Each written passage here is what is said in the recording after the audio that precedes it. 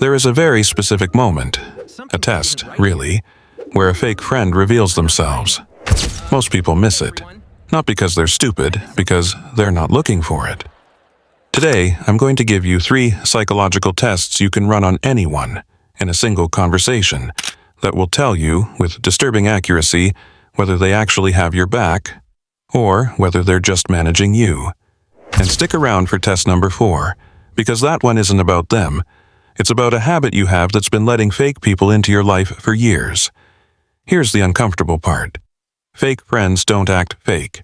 If they did, this would be easy. They mirror your energy. They remember your birthday. They show up, sometimes. That's exactly what makes them dangerous. Sociologist Erving Goffman called this impression management, the idea that people perform a version of themselves for an audience. A fake friend isn't lying to you every second. They're performing loyalty only when it costs them nothing. So, the tests I'm giving you today aren't about catching a lie. They're about finding the exact moment the performance becomes expensive, because that's when the mask slips. Test number 1. I call it the bad news test. Next time something goes wrong in your life, you lost a job, a deal fell through, a relationship ended, pay close attention to the first 3 seconds of their reaction, not what they say, their face before they compose it. Psychologist Paul Ekman's research on microexpressions found that genuine emotional reactions leak out in under 1/5 of a second, before the brain has time to build the socially appropriate response. A real friend's face falls a little. There's a flicker of real concern before they catch themselves. A fake friend's face does something else entirely. It brightens, just slightly, because your bad news makes them feel better about their own life. This is the part people miss. They're listening to the words, "Oh no, that's terrible," and missing the half-second of relief that came right before it. Before we get to that habit of yours, and trust me, it matters, test number 2 is the one most people are already a victim of right now without realizing it. This is the Favor Asymmetry Test. Mentally, or actually on paper, track 2 numbers over the next month. How many times you initiate plans, offer help, or reach out first, versus how many times they do. Real friendships aren't mathematically equal. Nobody's asking for a spreadsheet, but there's a threshold. Research on relational equity, going back to social exchange theory from Thibault and Kelly, shows relationships survive imbalance until the ratio crosses roughly 80-20. Past that point, you're not in a friendship. You're running a support service.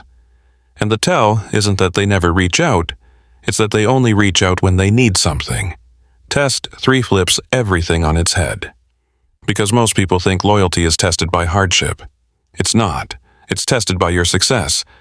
Tell your friend group a piece of genuinely good news, a raise, a win, something you're proud of, and watch the timing of their congratulations, not the content. There's a documented phenomenon in social comparison research. Envy has a measurable delay. Genuine happiness for someone else is close to instant. Envy needs a half-second to process the threat before it can perform joy. That half-second freeze, that's the whole test. A real friend's face moves before their brain finishes the sentence, "That's great." A fake friend's brain finishes the sentence first. Now, the one I promised you. And I want to be honest, this one's uncomfortable because it's not about them anymore. It's about a pattern in you. Psychologists call it proximity bias. We default to calling people friends simply because they're around often. Coworkers, neighbors, people in your group chat. Proximity gets mistaken for loyalty constantly. So here's the test for you. Would you introduce this person to your family as someone who has your back, or are you just used to them being there? If you hesitated just now, that hesitation is the data. 4 tests: bad news, favor asymmetry, success, and the one you just ran on yourself. Run all 4 before you decide who gets access to your life, because access is the one thing people don't value until it's gone. But here's the problem. There's a 5th type of person who passes every single one of these tests and is still the most dangerous person in your life.